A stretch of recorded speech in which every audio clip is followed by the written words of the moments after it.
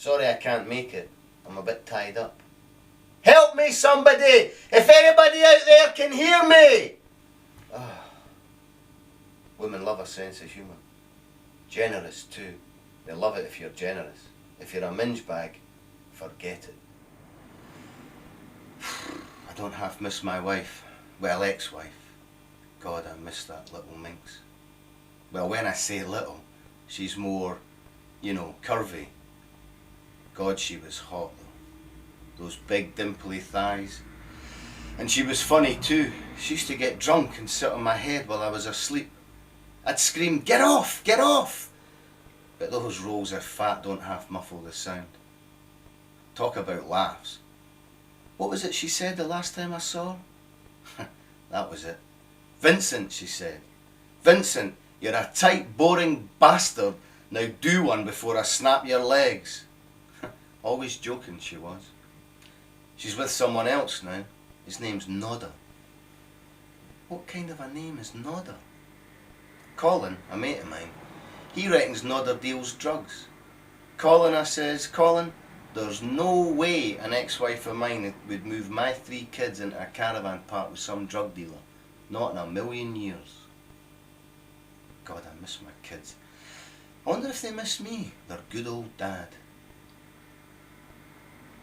I hope they're not calling that Nodder dad. I won't have my kids calling another man dad. When I get out of here, I'm going straight down that caravan park. To hell with the restraining order. If I ever get out of here, that is. Jesus, she could at least have put the heating on. It's brass monkeys in here. I knew help would come eventually. "I'm in the first floor flat!" No, back here!" Oh, how has it come to this, eh? But what else am I supposed to do? Sit at home twiddling my nadgers for the rest of my life? I mean, you've got to try something, haven't you? So that's why I joined. Because I wanted to try something. You know, after the missus packed her bags and left me. And at £9.99 a month, you can't argue, can you? So there I was. A fully paid up member of Ecstasy Online Dating. We will water your seed to fruition. That's what it said. I imagined all of these women floating around in cyberspace. Whatever that is like. So I thought, first things first, get yourself a new suit. So I did, from Asda. That's it there. See how trendy it is? Apart from the trousers, they're a bit half-mast. I wonder if it was the trousers that put the first date off. What was her name again? Gail, that's it. Ecstasy sent me her details. Her photograph was nice, very pretty. There did seem to be a bit of facial hair. Well, when I say facial hair, it was more of a bit of downy fluff on her cheeks. I mean, you could hardly tell. Okay, maybe the darker whispers on her chin were a bit more noticeable, but nothing a few scrapes from a big razor wouldn't sort out. Anyway, it's about what's inside, isn't it? That's what they say. For our first date, I thought I'd get Gail some flowers. Sure, I was a gentleman, you know. But the fucking flower shop was shut, wasn't it? But something strange happened. It was like it was an act of God or something. On my way to meet her, I saw this lamppost with flowers and cards and cuddly toys all taped to it. How strange, I thought. So while no one was looking, I grabbed a bunch of tulips. Job done. Anyway, so I'm stood there outside the Odeon in the pouring rain with this bunch of flowers. And this Ford Focus pulls up.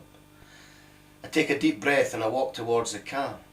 As I get closer, I see this woman rubbing the mist off the window, trying to clock me. And do you know what happened then? She took off, burning rubber and all. Of all the trouble I went to with those tulips. I tried, you know, consoling myself. Maybe the woman in the car wasn't Gail. I knew though, deep down, I knew it was her. I never forget a beard. Things went downhill from then on. There was the Ecstasy speed dating night when the female wrestlers decided to slam dunk me onto the dance floor, breaking 2 of my ribs. Then there was the date who told me she was 40, but she turned out to be 70. She even turned up escorted by a warden from the nursing home. Then there was Martha, who turned out to be Arthur. If there's one thing I never want to see again, it's a man wearing a pair of women's knickers. I thought Kiki might be the one. This is her place. I'm sick of being dumped. You are never ever going to leave my flat, she said. I'm not so sure though. After all, it was only our first date. Mind you, it's nice to feel wanted. Yeah, I quite like the idea of being a kept man. I just wish she'd hurry back from the shops though. I'm dying for the toilet.